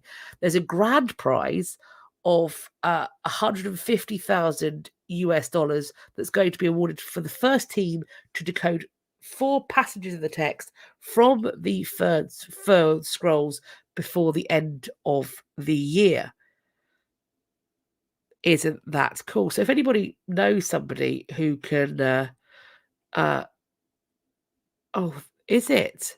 You see the video they post on how to scan the parchment. It's freely available on YouTube. So I'm imagining then if you search for the Herculaneum scroll scans, it's going to pop up on the YouTube. Obviously, do it after we finished here. But if you are involved in AI, get yourself some money, I guess. Crack on.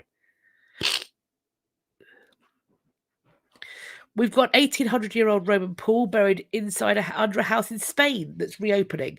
And this article gives us a look inside. This is, oh, what have you brought me, darling? He's brought me tea. Oh, isn't he good? Thank you, darling. We have archaeologists excavated the house's basement. They've uncovered the ruins of a large Roman bathhouse that was constructed in the 2nd century AD. This is in Toledo. They have found a 2-floored complex. The ruins reach about 20 feet below the modern building and had been buried for centuries. There are so many pictures of this finds and what they've put in there, and they've put in glass floors. It's all on this article. Do check it out. And they are going to be offering organised tours of this complex after Easter, so after April the 9th. So if you're in Toledo, or you have plans to go to Toledo, and you get to have a check of this, let us know what it was like. The pictures are pretty cool. But excavations and restoration of this Roman pool is ongoing, and it's about 45 miles southwest of Madrid. It's not a throat tea. I just had a throat tea. That's the one I just choked on. This is a regular builder's tea, as we call it. This is standard milk, no sugar. I'm sweet enough. That is what I drink the most of. If I'm not drinking water, I've even got a PG Tips mug. Love it. We're moving on from Rome. Throat tea is made by the company that makes these. I'm not sponsored, although I blinking well should be. The amount of vocal zones I get through in my life. They make a throat tea that's the same thing, and I drink it and eat these pastels like they're going out of fashion. I really hope they have no laxative capabilities, otherwise I'm going to be very, very unwell. Right. We are going on to a watermill that's been uncovered. It's very fluid based. Sounds ruder now I've said it out loud, but we've got bathhouses, watermills. It's all kicking off. This one has been found because they are the HS2, whatever's happening with that high-speed rail 2. Don't know what's going on, but they are doing archaeology on the site of what's supposed to be happening, and they have uncovered a watermill with potentially Anglo-Saxon origins. Historical records in the 1086 Domesday Book, a manuscript record of the Great Survey of much of England and parts of Wales at the behest of William the Conqueror, show this site was part of an earlier Anglo-Saxon estate that developed after the year 949. The first depiction of a watermill can be found in 17th century historic maps, which fell into disuse by 1825 and was repurposed until eventually being demolished in the 1940s. The suggestion is that this watermill came into use during the 13th century, evidenced by partially exposed remains of 3 timber beams set into a substantial clay packing deposit. Excavations also revealed an associated building that contained 2 rooms constructed predominantly with stone. A series of post holes formed an internal partition within the northern room, which enclosed a stone rubble surface. A brick floor surface survived in the southern room, which, along with the material recovered from the walls, are dated to the 18th century onwards. Oh, we've got some tea chat. Love it.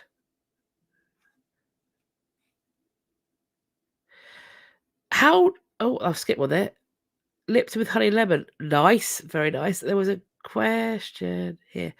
How did the Doomsday Book get its name? Now, I don't want to say the answer that I believe, in case it's one of those ones that's a truth universally acknowledged. But my understanding was it got its name because that's how long it was going to be in existence for. That it's there as a Doomsday Book because this capacity to know what's in the land and thus who owns it, and this kind of feudalism that comes out of it will be enforced until doomsday. But I will have to double check that because it's one of those ones that you hear, and it gets so well repeated that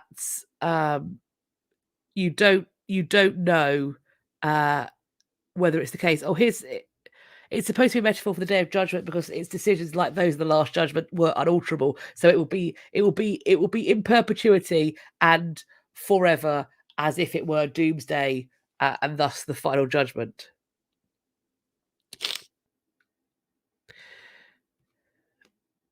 We have a 1400-year-old mural of two-faced men that's been unearthed in Peru, and it's thought that this might connect to cosmic realms, which is pretty cool. So these men are holding unusual treasures, we're told, including a goblet that hummingbirds are drinking from, and it's thought that this might allude to sacrifice and cosmic realms. This has been found in Peru. These are important finds, we're told. Quote, the Panama murals are truly spectacular, and the 2022 discoveries will no doubt significantly aid archaeological and art historical efforts to reconstruct the cosmological meanings and religious narratives of Moche iconography. One possible explanation of why the men might have two faces is, quote, it may, quote, signify a mortal wearing a mask and thus impersonating or becoming one with the supernatural. The detail of the hummingbirds drinking from the goblet is also important, as it might symbolize a connection between mortals and gods. Quote, I interpret the hummingbirds drinking from the cup as a powerful invocation of the centrality of sacrifice in Moche worldview. Sacrifice served as a critical mechanism to ensure the circulation of life-giving fluids between beings and cosmic realms. The team will continue field work at this site this year. The circulation of life-giving fluids. I am not 5. But I think that's really cool. What a great find. This is less happy. Dunmore Cave, evidence of there being a Viking massacre. This is one of Ireland's largest natural caves. It runs from about 402 metres to a depth of 46 metres. And when I read that, I just go, no thanks. People who do that thing where they go potholing, where they, I don't know, they let themselves be reverse birthed by the earth, and they kind of wiggle their shoulders in, and they have like the head torches on. And I just think to myself, oh, I hate heights, and I also hate that. So I just like to be on the earth. I don't want to do that thing or this thing. This sounds really frightening. Is it called spelunking? I think we call it potholing here. Either way, I find it displeasing. Find it displeasing and upsetting. But anyway, they've been under there, and they have found numerous calcite formations, a large calcite cross-shaped column that reaches a height of 5.8 meters. Doesn't make it less scary. According to the text, a Hiberno-Scandinavian and Viking leader of Dublin, quote, demolished and plundered Dake Ferner, which is Dunmore Cave, where 1,000 persons were killed in this year, as is stated in the quatrain, 900 years without sorrow, 28 it has been proved, since Christ came to our relief to the plundering of Dake Ferner. Archaeological evidence is unable to reliably confirm the events described in the annals. However, large quantities of human bones have been recovered from the cave interior during excavation in 1869. According to one interpretation by an archaeologist, Neil Jackman, the Vikings found a group of villagers taking shelter in the cave. Unable to force them out for capture, they lit large fires at the cave entrance that deprived them of oxygen. This resulted in the villagers slowly suffocating to death. Which just sounds, I mean, anything like that is horrific, but that just sounds to me particularly heinous. Just that's nightmare fuel for me. Really, that really is nightmare fuel. Medieval artifacts have been found in Poland from a possible knight's court. We've got something, a crucifix there. We've got arrowhead. We've got certainly what looks like the back of a spur. This is a collection of medieval artifacts that have been dated from the 11th and 12th centuries AD, found in south central Poland. I'm going to blow my nose again. Apologies.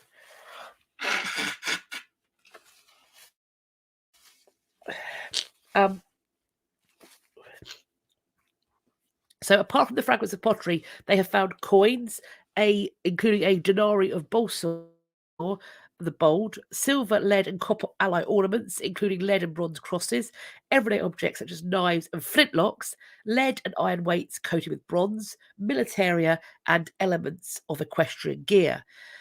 Several of the items, such as the crosses, rings made of copper wire, silver ornaments, and applique depicting a rider, were imported from the historic region of the Carpathian Runethi or the Baltic. The person in charge of this, Dr. Florek, suggests these finds, especially those of an elite nature, indicate that a knight's court could have been located in the vicinity of Daramin in the 11th and 12th century AD. Could be allergies, could be cold, both. I'm not sure. My son could have given it to me, or it could be either. Either way, I feel fine, apart from I sound like this. These artifacts are currently being stored in the Sandomierz branch of the Provincial Monument Protection Office at Kielce for further study, after which they will be transferred to the Castle Museum in Sandomierz for display. So fun things coming that way. If anybody gets a chance, then let me when it does go on display, let me know what you think of it. I'm impressed you think that I'm polite nose blowing. It's probably one of the only times that I would ever be called polite in any of my bodily functions, because most people have either referred to me as being like a scaffolder or a trucker. So, and they're not wrong. They're not wrong. This is cool. It's very rare, I think, that you would find a reason to celebrate a devastating fire of the kind that took Notre Dame from us. But if we are to find a silver lining around that hideously miserable cloud, then it's perhaps that we find more ways to understand the space. And of course, we did find those very interesting tombs beneath the cathedral as well. So I'm not saying that it's overall a net benefit, but at least we can find some positives in the sea of the negatives. In this case, we have found a historical first that iron reinforcements were used in the 12th century building of Notre Dame.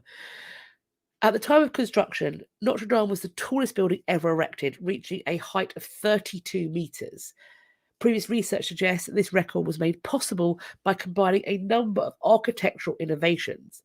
However, despite extensive use of iron reinforcements in more recent cathedrals and in efforts to restore old buildings, it's been unclear what role iron might have played in Notre Dame's initial construction. The 2019 fire, can't believe it was 2019. It both feels like an age ago and like it was a hot minute ago. The fire and then its subsequent restoration have allowed Lehetier and colleagues to access previously concealed parts of Notre Dame. They obtained sample materials of 12 iron staples that were used to bind stones together in different parts of the buildings. The analysis suggests that the iron staples were indeed used in the earliest phases of construction of Notre Dame, which is the 1160s, making it the first building of its type, or the first known building of its type, to have relied on iron staples through its structure.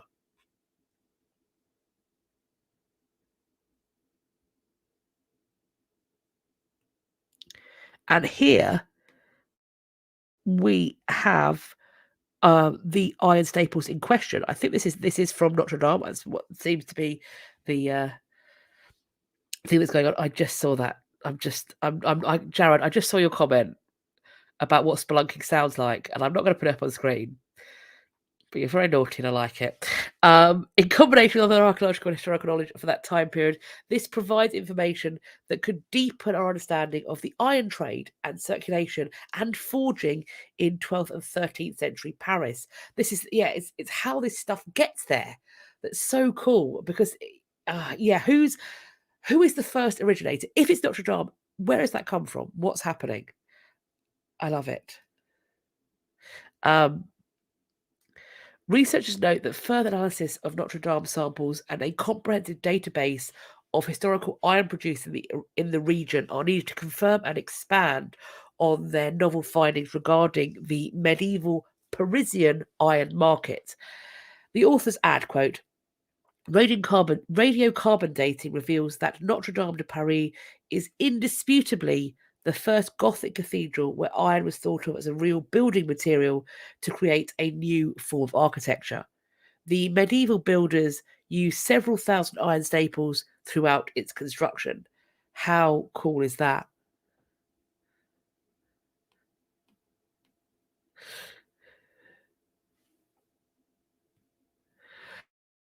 I mean, I'll be honest with you, I'm not 100% how rebar works, but I think you're probably yes, maybe.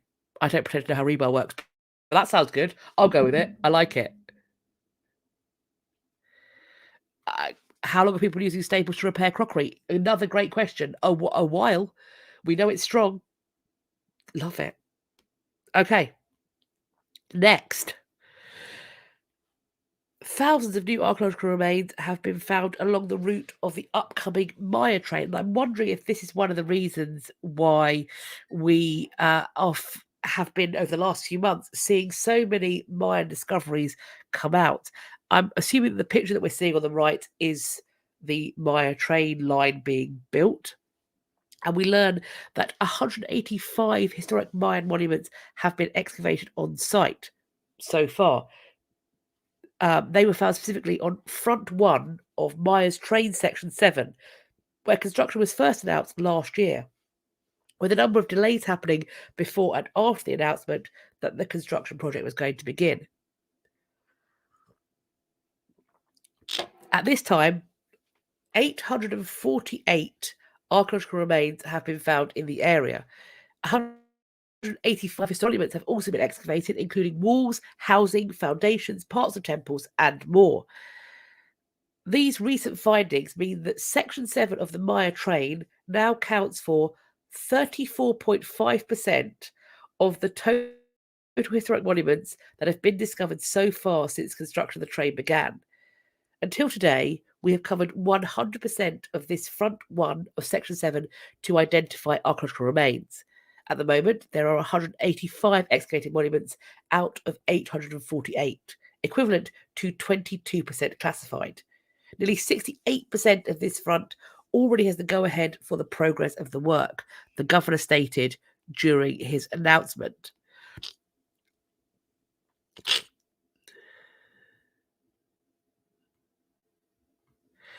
So we also have another Mayan find. The Great Mayan Aquifer may form interconnections with Mayan cenotes, and I don't pretend to be a Mayan expert by any means whatsoever. I read these articles as a total novice, and I would love to. I love getting a better understanding because my knowledge of this culture is absolutely virtually non-existent. The Kukulkan Pyramid is a Mesoamerican step pyramid that dominates the center of the Chichen Itza archaeological site, which is located in the Tina municipality of the Mexican state of Yucatan. This was constructed over several phases between the 8th and 12th centuries AD. There's been an investigation conducted in 2015 using electrical resistance survey, which revealed a large cenote or kenote, maybe cenote, directly beneath the Kukulkan pyramid, formed by the dissolution of limestone bedrock that created a subsurface void. The results of a 2015 study found that the subterranean sinkhole measured 82 feet, so that's 25 meters, by 114 feet, 35 meters, at a depth of 65 feet or 20 meters, which is once again for me an absolutely no, and a no, and all. Oh, it's cenotes. Oh, it's pronounced. Thank you very much. It's pronounced cenotes. Cenotes. Lovely. Cenote. Thank you very much.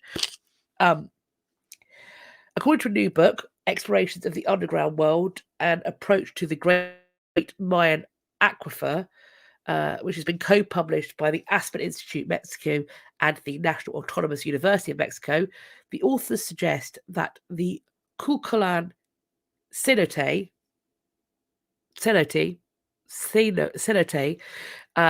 has interconnections with other cenotes throughout the Great Mayan Aquifer and is aligned at the intersection between 4 other cenotes: the Sacred Cenote north, Zoltok south, Kanjam east, and the Halter in the west. So 4 compass points. This book is edited by the underwater archaeologist and leader of the Great Mayan Aquifer Project, Guillermo de Anda, who believes that an entrance lies somewhere beneath the Kulkalan pyramid, used by the Maya to access the underworld and make ritual offerings.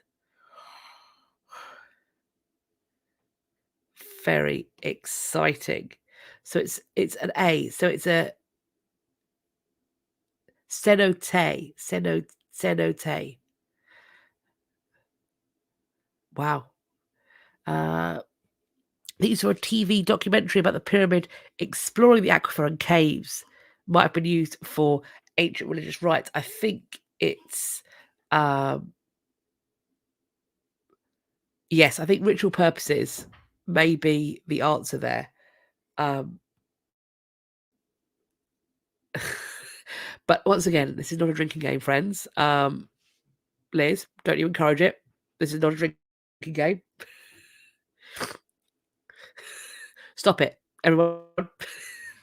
Okay, we're moving on. I think my little boy might have woken up. I'm going to power through, and hopefully he doesn't start screaming. New research has shown that Leonardo da Vinci's mother might have been a slave and that he was only half Italian. The thought process is that his mother was a slave trafficked from the Caucasus.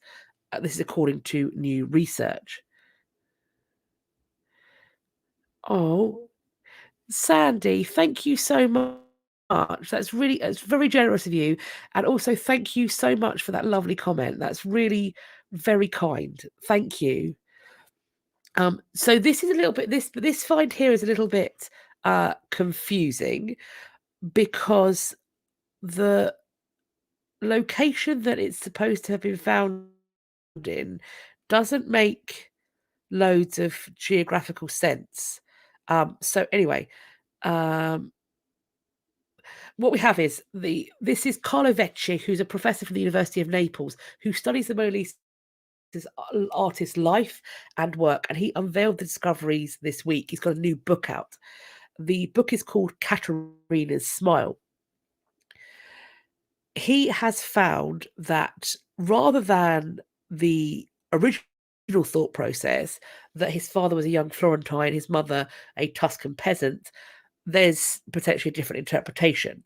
That rather than this, Leonardo's mother was a Circassian slave taken from her home in the Caucasus Mountains and sold and resold several times in Constantinople, then in Venice, before arriving in Florence. In the Italian city, she meets this young notary, Piero or Petta da Vinci, and their son was called Leonardo. The author in question has spent decades studying the Renaissance figure and explained his findings are based on Florence city archives. His book, Caterina's Smile, features a particularly interesting document written apparently by Da Vinci's father himself, dated to 1452. It calls for the emancipation of Caterina, quote, to recover her freedom and to recover her human dignity. Vecchi said that this writing proves that the artist's father, quote, loved Caterina when she was still a slave, who gave her this child named Leonardo, and was also the person who helped to free her. This assertion offers a very difficult perspective on Leonardo, who was thought to have been the product of an illicit affair between Peter or Piero and a young Tuscan peasant, also called Caterina. Unsurprisingly, as with all new claims about Leonardo da Vinci, this is always going to be contested by the experts who study him, but Vecchi has insisted that the evidence he has found stacks up. So I'm sure, will have to learn more and see what the book when the book has had more reviews done, and see what the general consensus is amongst the wider academic public. But I think it's very interesting.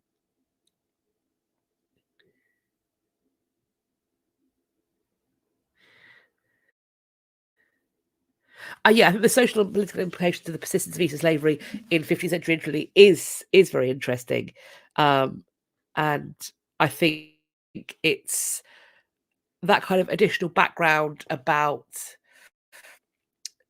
how much he knows about who his mother is in connection to his father, and those kinds of relationships. Does that sort of a background affect the art you create? Does it affect your own sense of Italianness? And what does that mean as one of the arguably the greatest creators, certainly viewed as one of the creators of Italy? How does that affect the your cultural production? So very interesting. This, for years, a family hung what they thought was a fake Bruegel?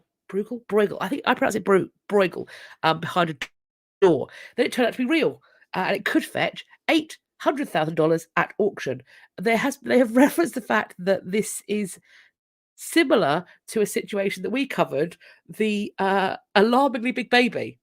For you who were there for alarmingly big baby that came up that was also hanging behind a door, and that was far more disturbing than this, which is a really cool image of the advocate de village. Um, what we are seeing here is, and it's thought to have been completed between 1615 and 1617. It's a chaotic office environment. You've got villagers all lined up in front of this local lawyer, and they seem to be looking to trade with him. So somebody's got a basket of eggs. Presumably, they're going to swap out for legal advice. There's someone's got a chicken. This canvas was discovered in northern France, and it's going to be auctioned off in 8 days, March 28th, in Paris. The estimated pre-sale is 600,000 euros, or it's between 600,000 and 800,000 euros. It's going to go on view, so it's already on view from March 11th to 17th. So it's been viewed. I assume the bids are going to start going in. So yes, I suppose when we find out what it goes for, this will be one of our updates. Isn't it a cool painting though? Just I love the chaos of it. I think it's fabulous. I really enjoy that. Right. So we are onto what we're into the home straight. And we are into what could maybe come to be called Willie of the Week, could also potentially come to be called the penis portion, but for the time being, I have named it thus. Ding dong. which, which last night when I was making this slideshow really tickled me. And to be fair, still does. Ding dong. Um, this is somebody who is telling the story of how they sent a penis postcard to their daughter's school and didn't realize their mistake until the teacher told them. Sure, love. Sure, Jan. Sure. This is the story.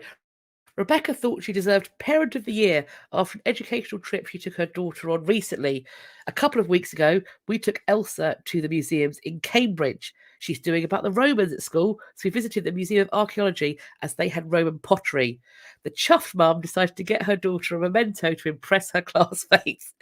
We purchased a postcard at the end of her visit to take into school. Said postcard featured a piece of Roman pottery on it. I felt like we'd done a cracking job. And it wasn't until parent teacher evening that all was revealed. And the writer goes, "Pardon the pun." Elsa's teacher mentioned the postcard and how it made them laugh, and then asked, "Did we realise what was on the pottery?" Obviously, we didn't, because the pottery on the postcard was covered in penises. I mean, Rebecca, if you're watching, I think you need to go to Specsavers, because I mean, that is a lot of ding dongs. Like it's not subtle. It is ding-a-ling-a-ling-a-ling-dong. I love it. I mean, the thing is, that's the sort of thing I would do on purpose and then pretend it was an accident. Of all the spectacular, spectacular. That is spectacular. Oh wow. I don't know, because I look at that and it's quite small on my screen, and I'm like, that is a fistful of fallacies. that is a if you saw that in real life, that number of dismembered fallacies, you'd have questions. That is an Ann Summers shop / other retailers are available. That is a dildo wall. That is a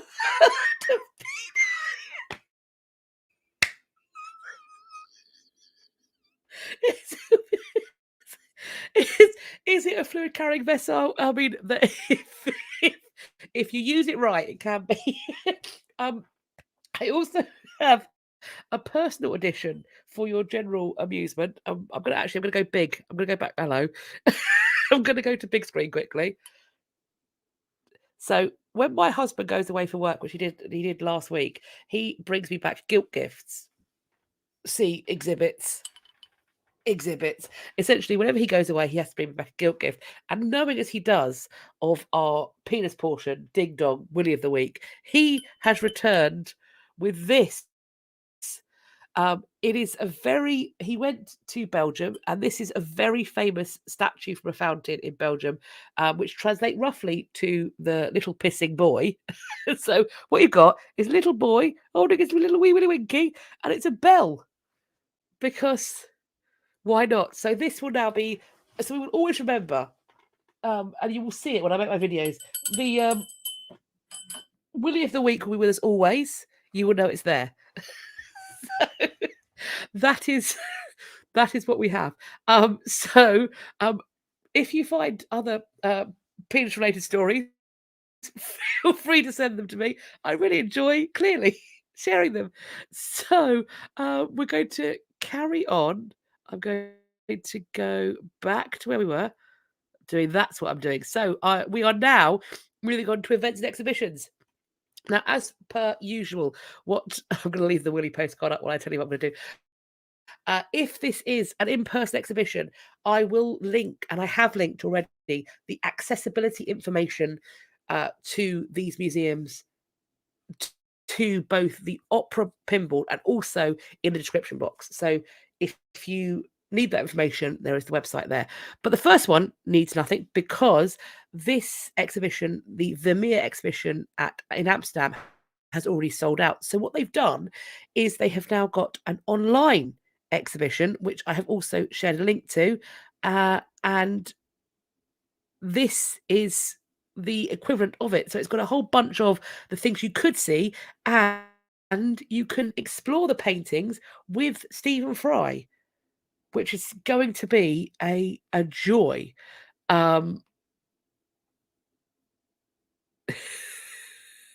You should ring at the start of the Willy segment. Do you know what? I will put it beside me. I will ring in the penis portion. You can ring my bell. You can. And I'll have to ask him if that's going to work. If that's the new signal, the bat signal, if you will. Yes, it says, come and explore his life and his paintings with Stephen Fry, Becca. So can't say fairer than that. Check that out if that's the sort of thing that floats your boat. For those of you who saw week before last video on this particular painting, the exhibition is on at the National Gallery in room 46. It's free. It is called The Ugly Duchess, Beauty and Satire in the Renaissance. One of the curators has made the suggestion that actually the individual in this painting is in fact a man in drag, which I think is an interesting suggestion, perhaps a theatrical figure, perhaps designed to be a figure of festive fun, inversion. Certainly cross-dressing is part of that kind of festive environment. I think is a really interesting interpretation. For me, there is so much about the rest of the painting doesn't point to this being a figure of fun for me, but that's my personal reading and interpretation of it. So yes, if you are in London, check out that exhibition, see what you think. I'm going to try and make my way down there myself. And last but by no means least, this is a shameless plug because I'm part of it. The Georgians Online History Festival. My talk will be going out on the Sunday of this, so that's the 26th of March, and there's also going to be a live chat that I will be part of too. And this is a completely online festival, so if you are available on those days, do think about coming down. We've got some incredible speakers, the indomitable Tracy Borman and many others. I listed all last time around, and it's there's if you can't make it for the actual talks as well, fear not, because they will be available online afterwards as well. So you can check those out there. I'm really pleased with my talk. I talked about Georgian bare knuckle boxers, which is a personal passion project for me, and hopefully it's going to be developed into something that I can share in a more formal way with you in I'm not going to say the near future. It's a while off, but I'm beginning the work on it. So if you are up for that, it'd be lovely to see some friendly faces in the live chat that's going to be happening on Sunday. So, friends, my nose is about to start streaming. That is what I have for you. Oh, I'm very red under the nose. Poor little nose. So I'm going to go and put some little Vaseline to take care of my nose so that I can be in fine fettle to do some filming for YouTube. So for my regular scheduled content on a Friday. Of course, that will be coming out. We will have a video on Friday. We will be back on Monday, barring some catastrophe. We'll be back doing this live stream on Monday. I can't believe we've gone to 2 hours. I'm supposed to be trying to cut this down, but I have such a good time talking to you all. It's just lovely to do this, and I really enjoy it, and I hope that you also enjoy being part of it. Gradually, I feel like I'm getting better at managing the stuff. So thank you. Let's think about, as we've had such a watery, fluid-based narrative today, let's do water-themed social glyphs in the chat and in the comment section. Whatever, when you think of, whether it's waterfalls, rain clouds, whatever you think of, teardrops, whatever you think of water-based social glyphs, chuck those in the comments. Make sure you've liked, subscribed, hit the bell icon. Hopefully that will tell you when I'm next going live, but usually it's going to be 8:30 on a Monday, my time, and on a Friday I will be premiering a video usually at 4 p.m. unless I tell you in advance that it will be 5 p.m. because I want to be in the chat with you and sometimes I can't make it back in time. So it's either at 4 or 5 p.m. on a Friday, Mondays and Fridays. That's when I am here. And as always, thank you all so much for spending this time with me, whether you are with me here live now or whether you're watching back on the replay. Your support really does mean ever so much. And thank you also for suffering along with me while I've been blowing my nose and generally snuffling like a little truffling pig. Thank you for being so kind. And whatever point you are in your week or your Monday, or for some your Tuesday, I hope you are having a great day so far and that the rest of your week is going to be fabulous. And I look forward to speaking to you all in my next video. But for now, do take care of yourselves. Bye-bye.